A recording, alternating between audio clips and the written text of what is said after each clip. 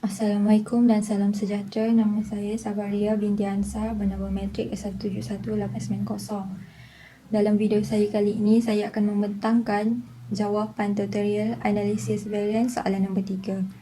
Soalan nombor 3 kita boleh tengok seperti yang dipaparkan pada skrin, di mana saya telah meng-highlightkan beberapa butiran penting untuk menjawab soalan 3A.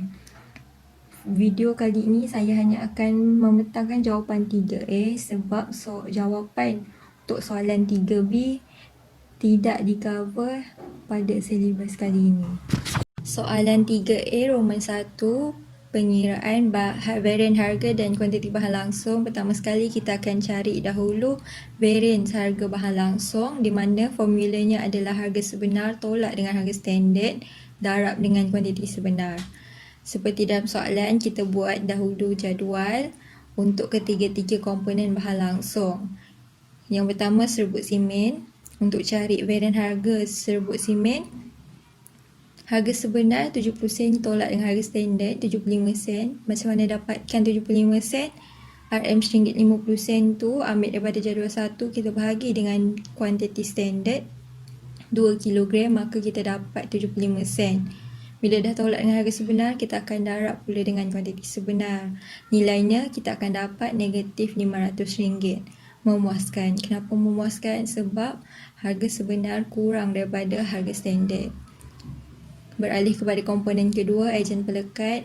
Pembelian komponen ejen pelekat ni ada 2 kali.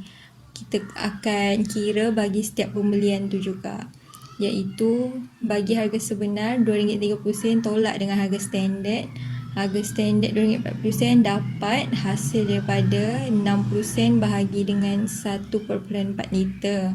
Maka kita dapat RM2.40 darab dengan 600 liter. Jumlahnya kita dapat RM60.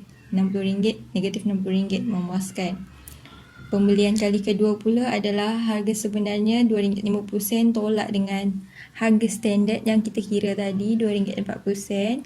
Kemudian kita akan darab dengan kuantiti sebenar 600 liter. Maka kita akan dapat positif RM60, tidak memuaskan. Untuk komponen tiup pula, buat pengiraan yang sama seperti komponen serbuk simen dan ejen pelekat. Kita akan dapat RM20 untuk pembelian kali pertama. Pembelian kali kedua, pengiraan yang sama, maka kita akan dapat RM0. Bila dah dapat hasil varian harga untuk setiap komponen tu, kita akan jumlahkan dia, maka kita akan dapat negatif RM480, memuaskan. Beralih kepada variance penggunaan bahan langsung.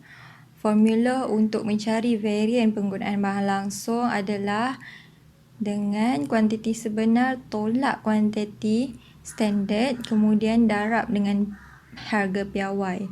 Seperti soalan tadi, kita akan buat juga jadual sebab bahan langsung terbahagi kepada 3 komponen. Untuk serbuk simen, komponen serbuk simen, kuantiti sebenar adalah 9,800. Kita tolak dengan kuantiti standard 9,000. Macam mana dapat nilai 9,000?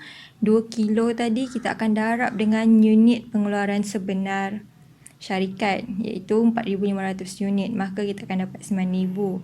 Kemudian kita akan darab dengan harga piawai, harga standard.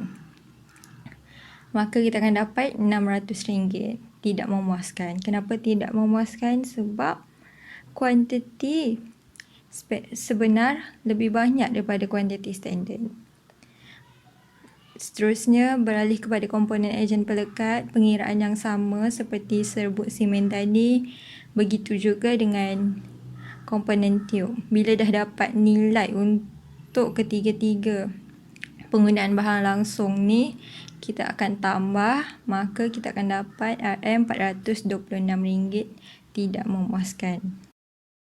Seterusnya, beralih kepada variance kadar dan kecekapan buruh langsung. Pertama sekali, kita akan cari varian kadar buruh langsung, di mana formula varian kadar buruh langsung adalah Kadar sebenar tolak dengan kadar standard, kemudian darab dengan jam sebenar.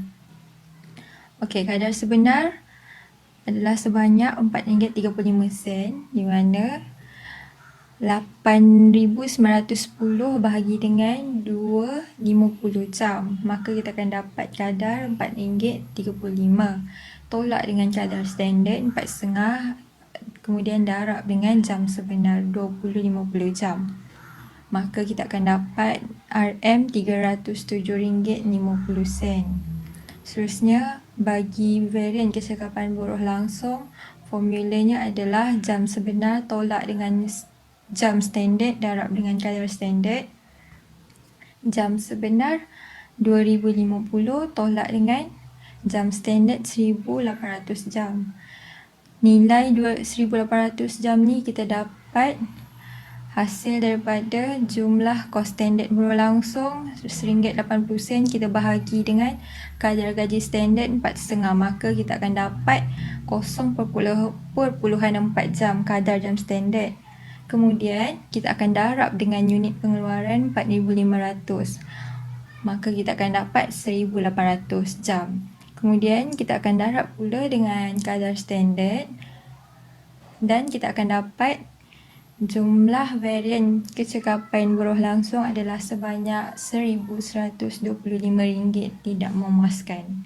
Soalan 3 Roman, varian perbelanjaan dan kecekapan overhead berubah.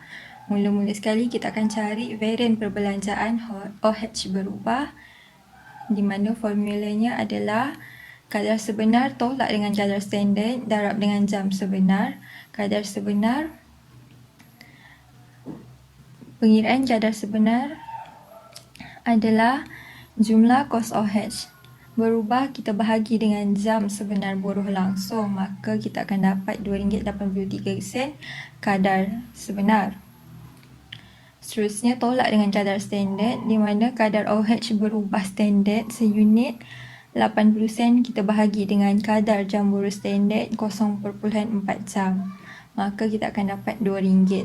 Seterusnya kita akan darab dengan jam sebenar dan kita akan dapat RM1,701.50, tidak memuaskan.